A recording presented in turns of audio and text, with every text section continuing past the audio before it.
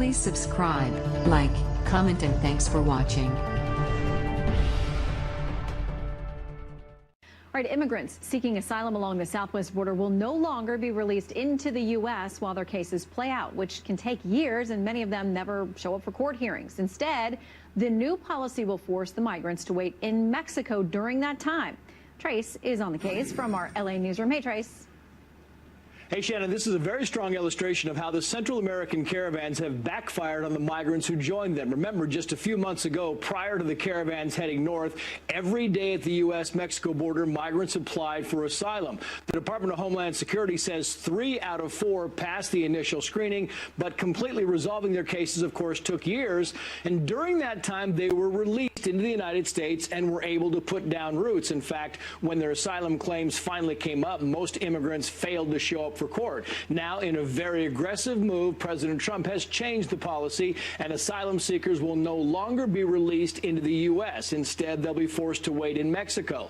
The Mexican government says this policy change was a unilateral decision by the Trump administration, but Mexico has agreed to allow the migrants to stay in Mexico temporarily, and they'll even be allowed to look for jobs. Now, coincidentally, this agreement comes just a few days after the U.S. pledged $10.6 billion in aid for southern Mexico and Central America to improve their economies and make people less compelled to leave. Clearly, some of the Central American migrants waiting in Tijuana do not like it. Watch. I am not here asking Mexico for asylum, otherwise I would have requested it and would have obtained it already. I am going to the United States to ask them for asylum, so they cannot start a procedure over there and use the soil here. I am going to ask for asylum there, and I hope the law or the measure being taken is not true. Of course, it is true, though it does not apply to children traveling alone or to Mexican asylum seekers. Immigration advocates and groups like the ACLU and Amnesty International say the president's new asylum policy is a stark violation of international law and, quote, the end result could be the endangerment of thousands of families and individuals seeking protection. We should note, as of September 30th, U.S. border authorities received more than 92,000 credible fear claims. That's the initial step toward asylum. That's up 67% from the same time last year. Shannon. All right, Trace Gallagher in L.A. tonight. Thank you very much, Trace. Well, few know more about the policies like the new one announced by DHS on immigrants seeking asylum or the border wall than Homeland Security Secretary Kirstjen Nielsen. She joins us now on this very critical day for the president's immigration policies. Madam Secretary, great to have you with us. Great to see you. Okay, so let's talk about what was rolled out today. A bit of this is that people seeking asylum coming through Mexico to the U.S., not Mexicans, but other citizens of other countries, they will be turned around to wait in Mexico while their asylum is pending here in the U.S. That's exactly right. So it'll do a couple things. One, it will decrease illegal immigration, which is what we've been trying to do. 2, it will help us focus on those that have a legitimate claim. 3, it will reduce those that don't, because what we find, and as you know, one of our biggest concerns is we've had a 3,000% increase in asylum claims, and unfortunately only 1 in 10 are actually granted asylum. So this will help reduce that, let us focus on those who need it, but reduce the overall illegal flow. Okay, so reading a little bit today about concerns about how this will work in Mexico, the logistics there, the Washington Post has a piece saying because asylum cases can drag on for months or years, it's unclear how migrants would remain safe with access to food and shelter or how they would access legal services. It also remains unclear how Mexico will sell the deal to a domestic audience, which has resisted the idea of embracing tens of thousands of Central American migrants. Also in that piece, Washington Post, they say this. Adam Isaacson, a border security analyst at the Washington office on Latin America, says this. Wait times for asylum hearings are now routinely exceeding 1,200 days. That's 3 years. Is Mexico really prepared to host hundreds of thousands of people for that long while they wait for overworked U.S. asylum judges to get to these people's cases?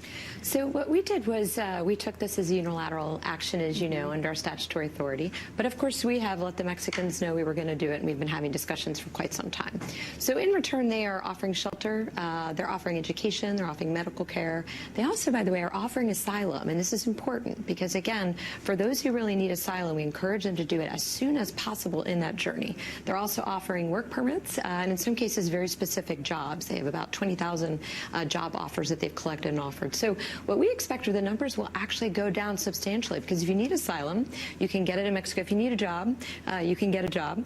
So we're really talking only about a very small portion who will continue to feel that they need to get asylum in the United States. Because this was a unilateral action, how confident are you in their ability and their willingness to do this long term when we are talking about years of a wait for people? Yes.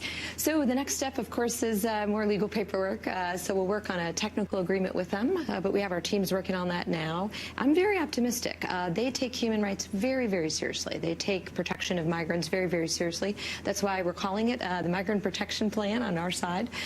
So we will work together to make sure that those are abided by. Is any of this in concert with the $10.6 billion in aid packages announced earlier this week through, I believe, the State Department, helping Central America and some specific portions of Mexico as well?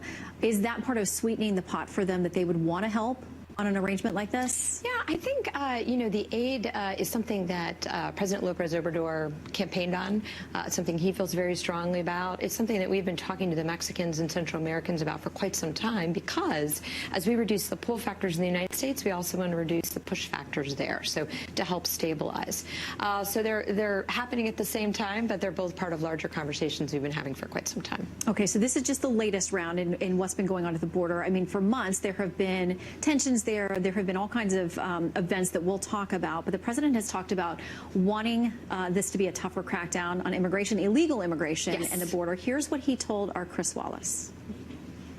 Are you happy with Kirstjen Nielsen at DHS? Well, I like her a lot. I respect her a lot. She's very smart. I want her to get much tougher, and we'll see what happens there, but I want to be extremely tough. Is this part of the getting tougher? How's the relationship now? Well, first of all, this is not something that happened overnight. So this is something that I've been working very hard on for a very long time, most of the time that I've been Secretary of DHS.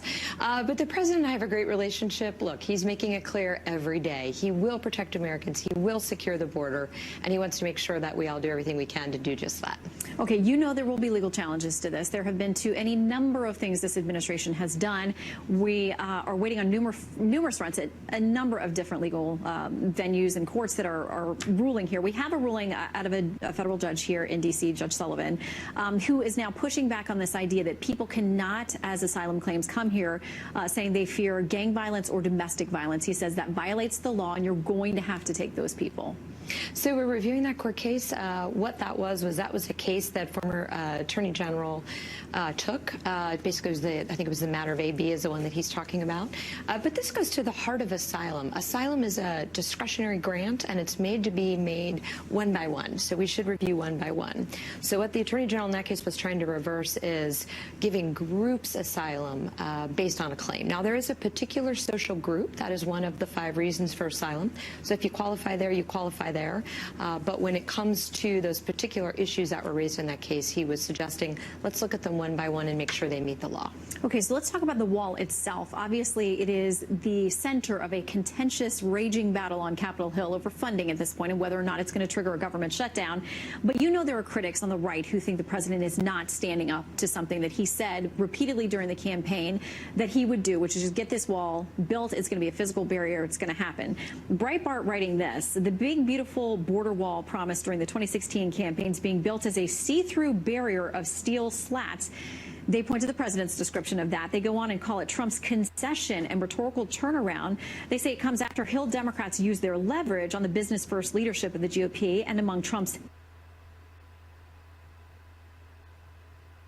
Hill outreach deputies to repeatedly block construction of his favored concrete walls.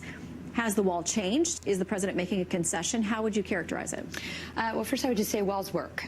We know they do. We've seen it in San Diego. We've seen it in Yuma. Everywhere we have that physical infrastructure, we see illegal immigration drop by 95%. The president will continue to advocate for what the men and women of the Border Patrol say they need, and this is what it is. It's a physical infrastructure along with the technology and personnel that go to it. The important thing to understand is there's 2,000 miles of border. So what we need in one location is not the same as what we need in another location. In fact, and it does desert, we have a floating wall. We wouldn't need that in other locations. Some places we have levee wall. So the wall hasn't changed. It's just going to meet the operational requirements as described and articulated by our Border Patrol agents, and that's what the President continues to advocate for. We got to get the wall done. Okay. I thank you. God bless you, and may He continue to bless the nation that has showered this land with love for more than 2 centuries. Thank you all. God bless you all.